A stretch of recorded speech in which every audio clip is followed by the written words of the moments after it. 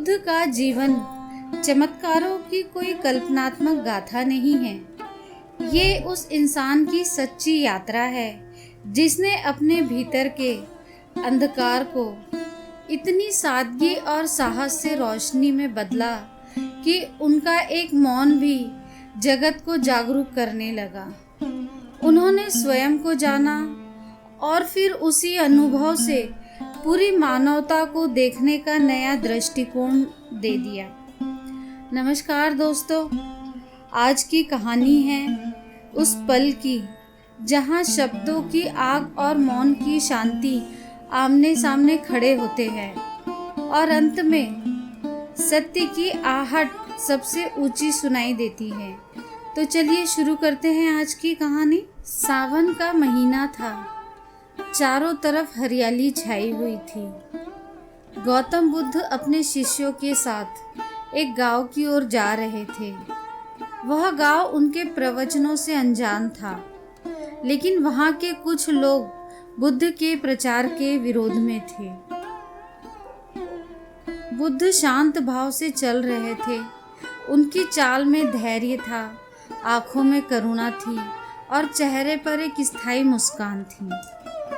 उनके एक शिष्य थे आनंद।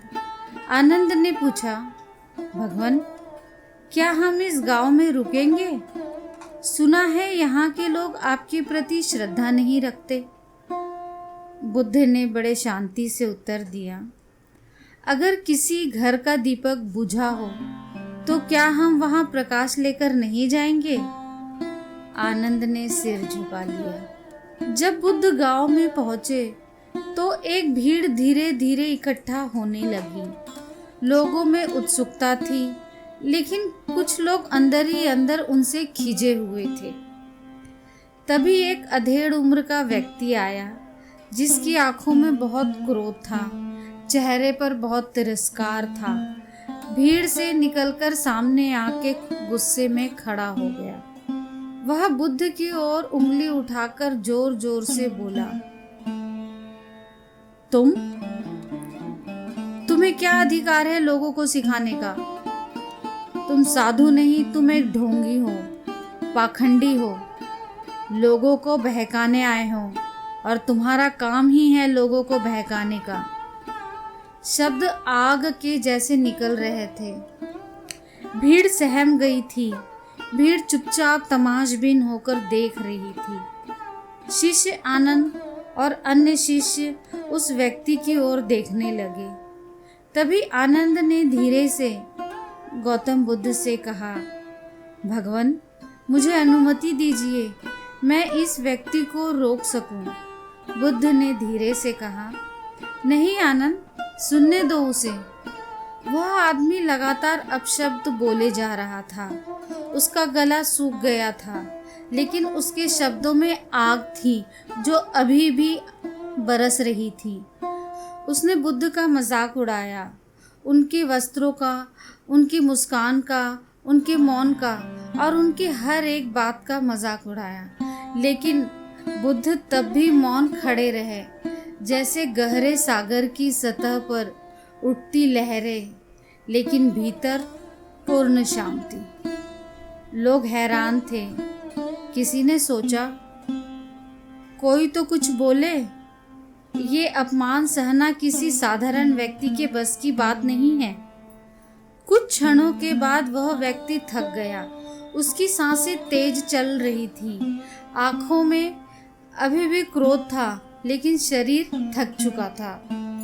तभी बुद्ध ने धीरे से मुस्कुराते हुए उस व्यक्ति की ओर देखा और शांत स्वर में बोले, भाई, यदि कोई व्यक्ति तुम्हें एक उपहार दे और तुम उसे स्वीकार न करो तो वह उपहार किसका होगा? वह व्यक्ति चौंका। इस सवाल की वह अपेक्षा नहीं कर रहा था। कहने लगा, अगर मैं वह उपहार न लूं तो वह देने वालों का ही होगा। बुद्ध ने कहा, बिल्कुल वैसे ही तुमने मुझे जो अपशब्द कहे हैं, मैं उन्हें स्वीकार नहीं करता। वे शब्द भी तुम्हारे पास ही है। भीड़ स्तब्ध थी। भीड़ एकदम मौन हो गई थी। किसी ने भी ऐसे उत्तर की अपेक्षा नहीं की थी, बिना क्रोध, बिना अपमान के और एकदम इतनी शांति से उत्तर देने की। वह आदमी अब कांपने लगा, उसकी आंखों में पानी आ गया, उसने अपने व्यवहार पर शर्म आने लगी।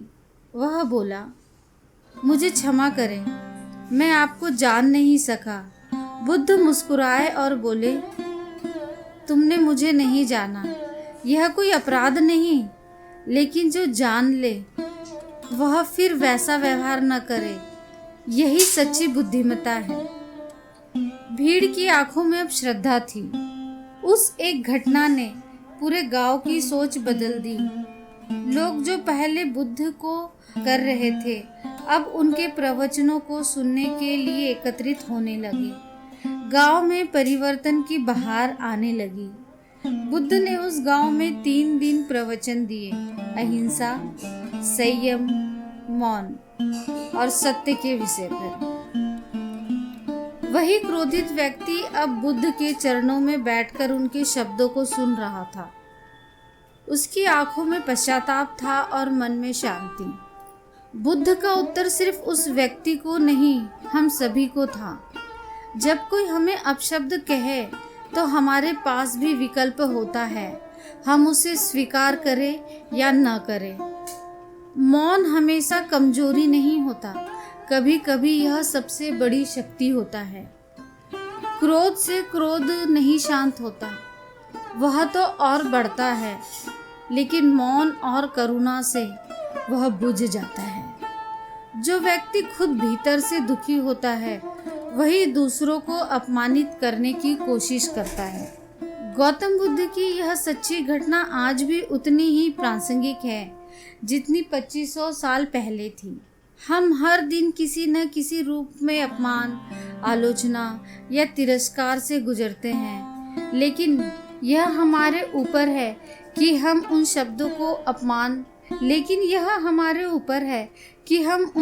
को अपने मन में जगह देते हैं या नहीं। इस कहानी की आत्मा यही कहती है, मौन का उत्तर तब देना चाहिए जब सामने वाला समझने के योग्य हो, और अपशब्दों का उत्तर तब देना चाहिए जब तुम खुद को उनके नीचे झुकने नहीं देना चाहते। तो कैसे लगी आज की कहानी?